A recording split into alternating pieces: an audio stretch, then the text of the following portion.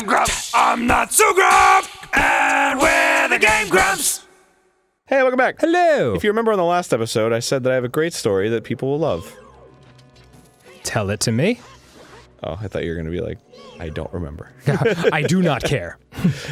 So, as I was saying before, I've played this temple before on a stream for people to see how angry I get years ago when I was recording footage for Sequelitis. Yes. And Chris O'Neill was there, Oni NG. And we were hanging out and blah, blah, blah.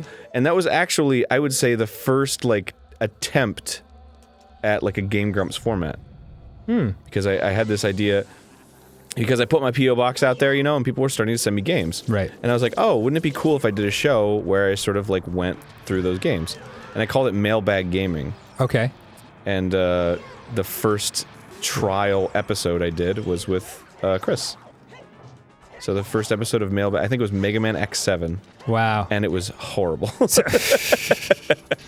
was bad about it? It just, you know, it was like... Didn't go Neither anywhere? of us had ever done that before, and like... It is its own weird type of performance. Yeah. So you get, I mean, to be fair, like the first episode of Game Grumps wasn't very good either. Is that right? Yeah. The Kirby one? Yeah. I mean, it's so frantic and like... Even the first episode with you was like... Yeah. Really frantic and like... Well, that, you know, it's like you have good memories of it because it was like, oh, I was hanging out with my friend Dan. But no, like, I remember it as... God, I can't remember if I ever talked about this on the show or not. Maybe I did. But like, when I look back at those early episodes, the Punch-Outs and the Super Mario 2, I can hear in my voice, like, the nerves. Yeah, just how badly I wanted to do a good job, you know? Because like, because John is such a good performer and like a tough act to follow, and like, because I didn't want to blow it for you and Barry and Susie and like, suddenly you guys are out of jobs because I sucked, you know? So, like, it was super... Plus, I mean, the pressure was on. I remember I told you, I was like, you're probably going to be hated. Oh, yeah. There was no... But that's the thing, because, like, I did those Mondo episodes. Like, I was a spokesman for a cartoon company called Mondo, and nothing against Mondo. They're a good company, but, like, they had this idea... at one point to do like 60 pilots for a video, or rather for their channel. Whereas like what works on the internet is kind of the opposite. Like you have dick figures and you have happy tree friends, and like just roll with those. Like the ones that work are what people want to see, and just keep giving them what they want, you know? But they were like, let's parlay this into like 100 new shows and then just throw everything at the wall and see what sticks. But they needed someone to like put that messaging out there. So they asked me to do it. And I was very sick at the time, and I needed like money for like medical bills. Money? Yeah. Yeah. Well, drug money. It, yeah, right? in a sense, yeah. Pharmaceutical drugs. And so I took the job, and I was also very happy to take it because it, you know, it allowed me to come to LA, which is something I needed to do to try to make Ninja Sex Party happen. And it directly led to Game Grumps. But like, all of this is like a long-winded way of saying like, it was an idea that didn't exactly work well with the fans. It was hard to get across. And also, like, it's a cartoon network that suddenly had like this guy on it that nobody knew, doing live action stuff, trying to like get across what these shows are. So it's a very tough position to be in, and I just became like very, very disliked on that channel. And it got a little bit better as time went on, but like still, it was an uphill climb. But it kind of like, oh, the big key, you did it. Yeah. But it kind of got me used to how it feels to be hated on the internet. Oh. You know? Because Ninja Sex Party was like kind of liked off the bat, you know? But it also had a very small fan base. So it was like, bless you. It was like it wasn't rubbing up against anything. It was just something new. Right. It was its own thing. It wasn't like something already established that suddenly I was just there, you know?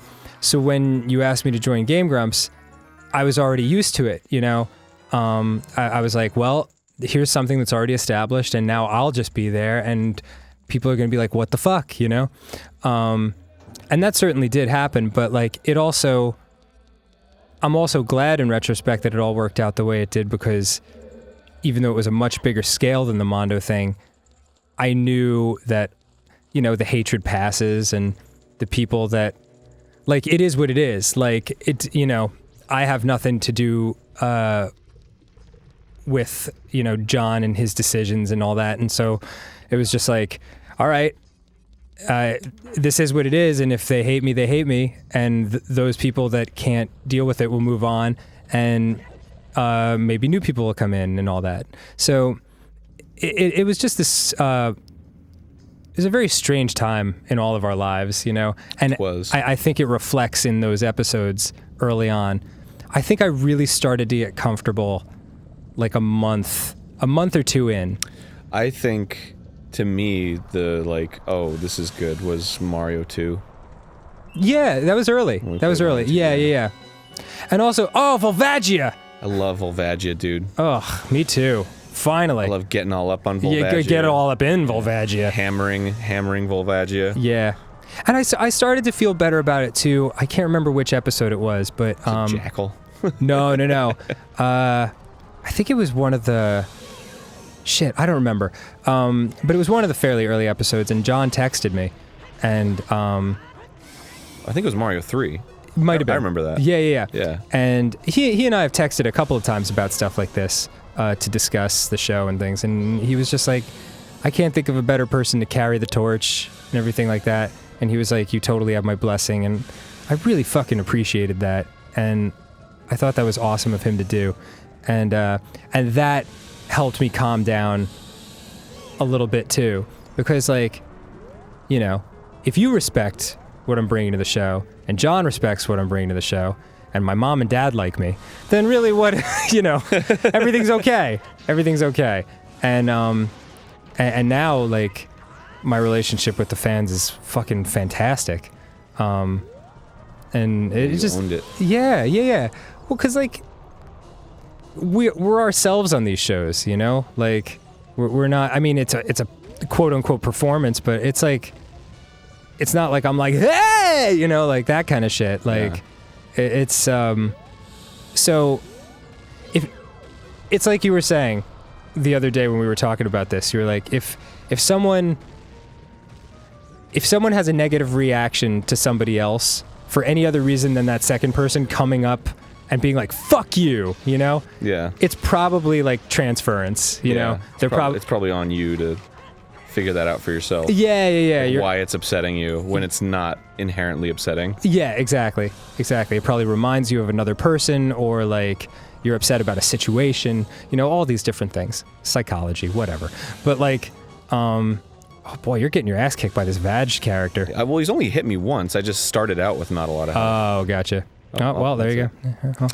He's easy though. I can take him out. Yeah, maybe we'll just nap here, face down in this lava. Yeah, I don't want to be sexist. I mean, the fucking Lord of the Fire Temple could be a girl. I don't know. Yeah. Could be a guy. Could be a girl. Could be neither. Could be asexual. Well, asexual is a different thing. Could be genderless. What's the difference? Asexual means that you have no like sexual preference. So you're not like a sexual person, but you can be a male or a female. Oh. Gotcha. Being genderless is just you're not a male or a female. Interesting. Yeah. I think it was always confusing to me because like I learned the term asexual in biology class when dealing with like plants, and so like when it came time that humans were defining themselves as that, I was like, I don't understand what it means. Yeah. Does it mean you're pestle or stamen? Like, I don't know. Yeah. It's a fairly new, I think, thing that's becoming more and more accepted. Yeah. Which is totally cool. Absolutely. As far as I'm concerned.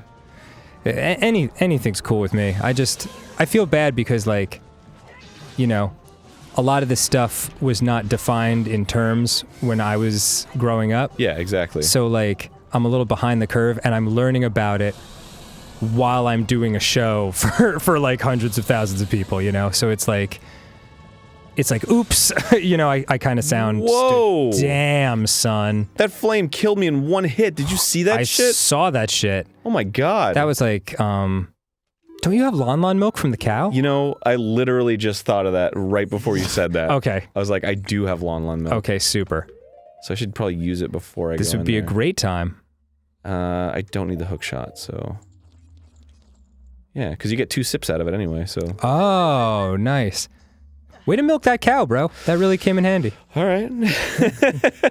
Oh, wait, do you want to face it next time on Game Grumps? For the real final countdown? The real final showdown. Let's do it.